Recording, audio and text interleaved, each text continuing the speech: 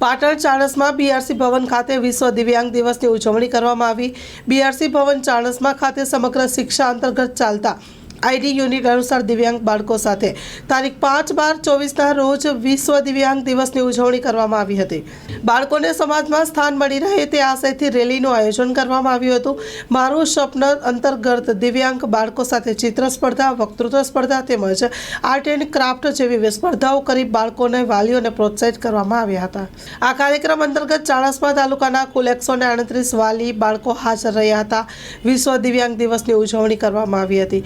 કાર્યક્રમના અંતે તમામ બાળકોને વાલીઓને ભરપૂર અલ્પાહાર કરવામાં આવ્યો હતો।